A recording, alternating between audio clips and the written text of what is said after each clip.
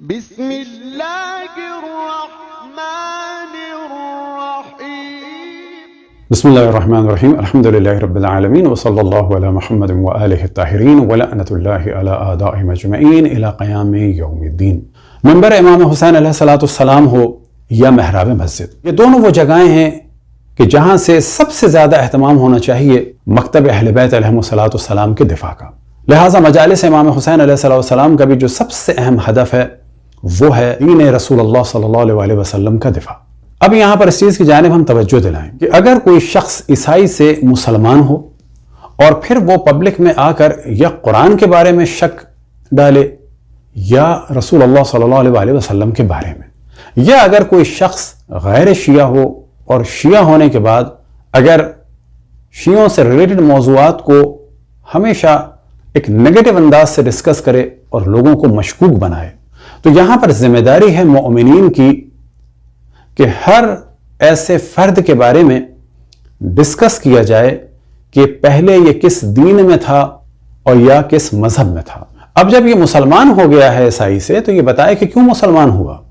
اگر اسے خدشات تھے تو اس کو مسلمان نہیں ہونا چاہیے تھا، اور اگر اس کو کچھ سوالات پوچھنے ہیں تو عام جاہل پبلک سے نہ پوچھے، جا کے علماء سے پوچھے۔ اسی طرح سے اگر کوئی آیا ہو کسی اور مذہب سے، پیدا ہوا ہو کسی اور مذہب اور گھرانے میں، بعد میں وہ شیعہ ہو جائے تو جو بھی ہے وہ ہمارے سر آنکھوں پر، لیکن اگر وہ کوئی ایسا کام کر رہا ہو لگاتار کہ جس سے قوم میں اختلاف اور کنفیوژنز ہو رہے ہوں، تو یہاں پر ذمہ داری ہے سب سے پہلے علماء کی کہ وہ ان باطل نظریات کو کہ جو اس شخص کے ذریعے سے بیان ہو رہے ہوں ان کو رد کرے۔ ہم ایسے افراد کو یہ نہیں کہتے کہ انہیں قتل کر دیا جائے، لیکن ان کے غلط نظریات پر اٹیک کیا جائے اور پبلک کو بھی آگاہ کیا جائے۔ اب جو ہم موضوع ڈسکس کرنے والے ہیں وہ لاہور کے ایک مدرسے کے بانی اور منتظم کے حوالے سے ہے، یعنی آغا جواد نقوی۔ دعا ہے کہ خداوند تبارک و تعالیٰ انہیں توفیق عطا فرمائے کہ وہ مذہب حق اہل بیت میں اختلاف کا سبب نہ بنے، اور اگر یہاں سے وہ مطمئن نہیں ہیں تو جس خاندان میں اور مکتب میں پیدا ہوئے تھے بہتر ہے کہ وہاں چلے جائیں، اور اگر سوال ہوں یا نظریات ہوں تو عام اور سادہ لوگوں کو کنفیوز نہ کریں۔ کبھی ان کی جانب سے عصمت انبیاء پر حملہ ہوتا ہے۔ قرآن کریم میں ہے کہ عصا آدم و ربہ، آدم نے رب کی نافرمانی کی ہے۔ آپ تمام علماء، خصوصاً علماء امامیہ زیادہ اس مسئلے پہ، علماء علیہ سنت کے لیے اتنا اہم نہیں ہے، لیکن علماء امامیہ نے، تمام علماء نے اس مسئلے میں سب نے متفقاً کہا ہے کہ نہیں کیے۔ قرآن کہہ رہے کیے۔ عصا آدم و ربہ، آدم نے رب کی نافرمانی کی ہے وہ شجرہ کھا کر، یہ کہتے ہیں کہ نہیں کیے۔ یہاں سوچنا چاہیے کہ ہم کس کے مقابلے میں کھڑے ہوئے ہیں۔ کبھی اور بعض مسلمات شیعہ میں یہ رکھنا ڈالتے ہیں، کبھی ہم دیکھتے ہیں کہ حوض علمیہ پر حملہ ہو رہا ہے، درس خارج پہ حملہ کیا جا رہا ہے۔ پہلی کتاب طالب علم پڑھتا ہے، پھر اس کے بعد دوسرے مصنف کی پڑھتا ہے،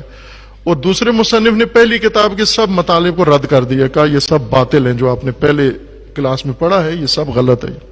اس کو پڑھ کے تیسری نصاب میں جاتے ہیں، تیسری کلاس میں وہ تیسری والا اس کے سارے مطالب کو کہتا ہے یہ کالعدم ہے، سارے باطل ہیں، یہ غلط ہے۔ بھائی ایک سیدھی سی کتاب بناؤ جس کے اندر یقینی مسلمات بیان کرو۔ یہ اگر باطل بات ہے نصاب میں لاؤ ہی نہیں اس کو، اگر سست بات ہے نصاب میں لاؤ ہی نہیں اس کو، یقینی بات لاؤ، تاکہ طالب علم جو پڑھ رہا ہے اس کی شخصیت یقینی وثوق کے ساتھ بنتی جائے، تردید ختم ہو اس کے اندر، پختگی اس کے اندر پیدا ہو۔ یہ تو تردید پہ تردید آپ اس کے اندر ڈال رہے ہیں، اور آخری جو درس ہے وہ تو سب کے اوپر سواگا پھیر دیتے ہیں۔ آخر میں درس خارج جو ہوتا ہے اس میں تمام علوم کا لدم قرار دیے جاتے ہیں، کوئی شخصیات، سارے قول باطل، صرف آغا صاحب کی بات درست ہے جو درس پڑھا رہے ہیں، ان کے نظریے کے سامنے سارے نظریات باطل، اور وہ بھی نہایت غلیظ قسم کے باطل ہیں یہ سارے۔ ظاہر ہے اس طرح تعلیم اگر دیں گے ہم تو اس کا جو نتیجہ نکلے گا وہ کبھی بھی وثوق و یقین کی صورت میں نہیں نکلتا۔ کبھی ہم دیکھتے ہیں کہ ایک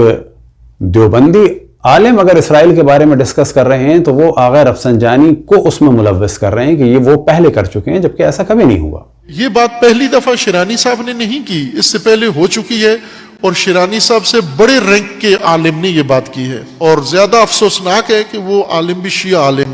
گزرے ہیں، اور وہ کوئی معمولی بندہ نہیں بلکہ ایران کے سابقہ صدر پریزیڈنٹ رفسنجانی، علی اکبر رفسنجانی نے سب سے پہلے یہ بات کی تھی کہ اسرائیل قومی مسئلہ ہے، اسرائیل عربی مسئلہ ہے، جب عربوں نے ان سے صلح کر لیا تو ہمیں کیا، ہم اپنی جنگ اسرائیل کی، چونکہ ایران کا سارا مسئلہ ہی اسرائیل کی وجہ سے ہے، ایران اسرائیل مخالف ہے اور امریکہ اسرائیل دوست ہے،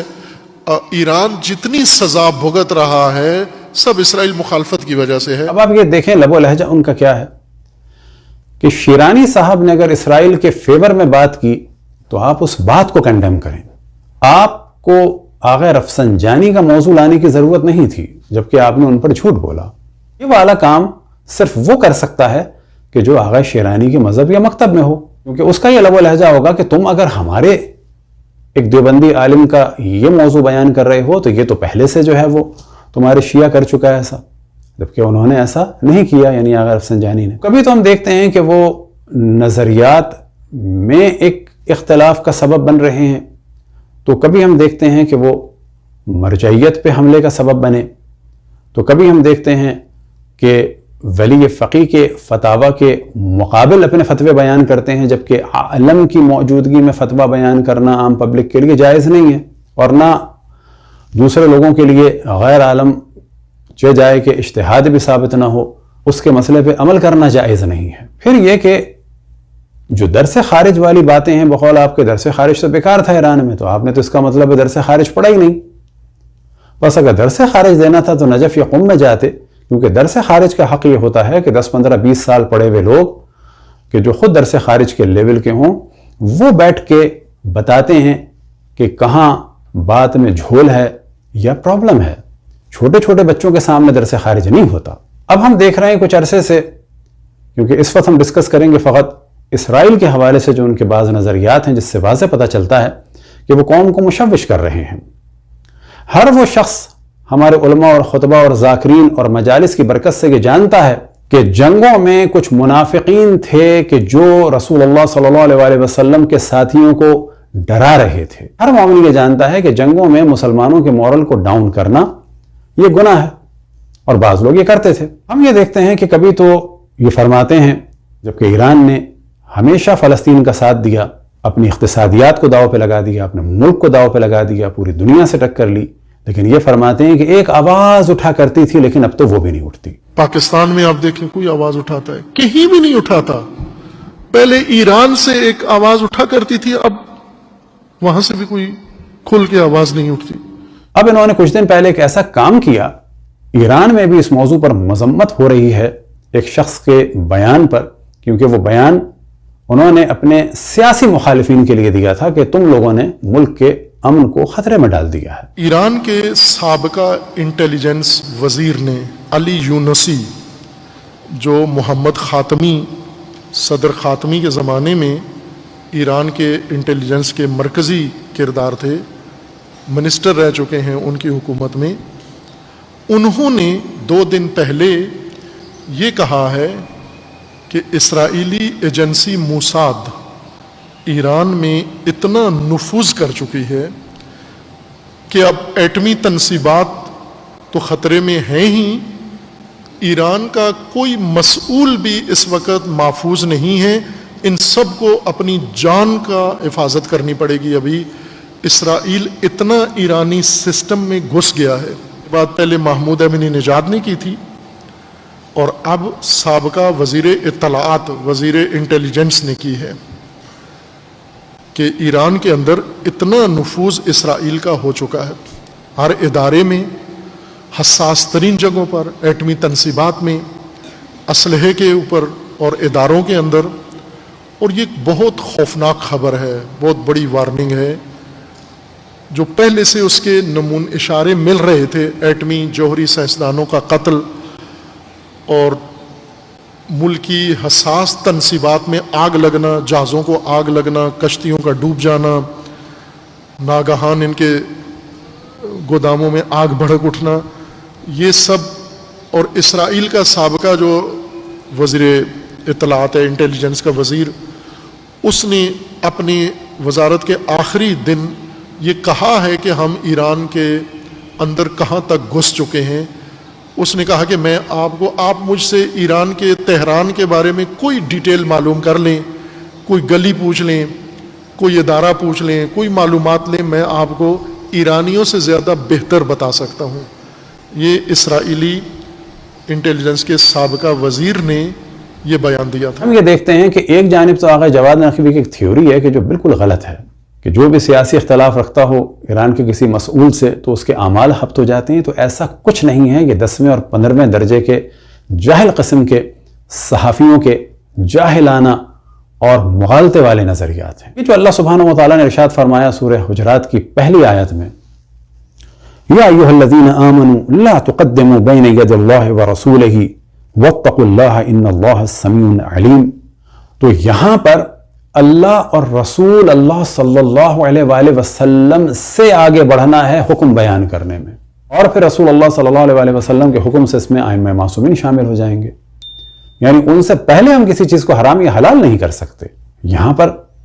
किसी भी मुज्तहिद या मर्जे के सियासी मसाइल से मौजू रिलेटेड नहीं है। फिर जो हफ्ते अमाल वाली बात है वो तो अगली आयत में उन लोगों के लिए है जो रसूल अल्लाह सल्लल्लाहु अलैहि वसल्लम से बुलंद आवाज में बात करते हैं या अपनी आवाज को उनकी आवाज पर बुलंद करते हैं। वो अफराद के जिनको रसूल अल्लाह सल्लल्लाहु अलैहि वसल्लम ने अपनी महफिल से निकाला कूमो अन्नी कह के, उनका तो आप माशाल्लाह जिक्र ही नहीं करते। तो अमाल तो उनके हफ्त हुए हैं। लेकिन सवाल ये पैदा होता है कि आप ही की थ्योरी के मुताबिक कि जहां आपने बास के नाम भी लिए, मिसाल के तौर पर अहमदी निजात बकौल आपके उनके अमाल हफ्त हो गए, और आगा खातमी और आगा रूहानी के जो वजीर यूनुसी हैं ये सब लोग भी उन्हीं में से हैं कि जिनके अमाल हफ्त हो गए। और फिर आप दलील ला रहे हैं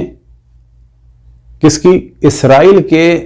साबका इंटेलिजेंस मिनिस्टर की। यानी कितने अफसोस की बात है कि एक मुसलमान मुल्क मरकज़ तशय्यो के खिलाफ पहले दो अफराद वो हैं कि जिनके अमाल हफ्त हो चुके हैं, उनकी बात तो काबिल कबूल नहीं है आपके नज़दीक। तो कभी आप तौहीन कर देते हैं बड़े आराम से आयतुल्लाह उज़्मा बशीर नजफ़ी की।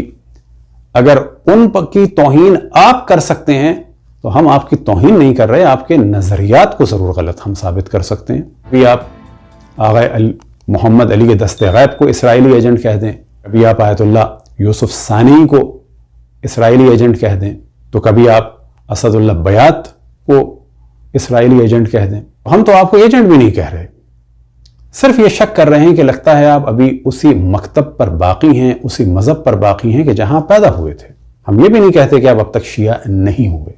लेकिन अक्ल का तकाजा यह है कि अगर कहीं ये महसूस किया जाए कि कोई शख्स किसी और मजहब या दीन से आकर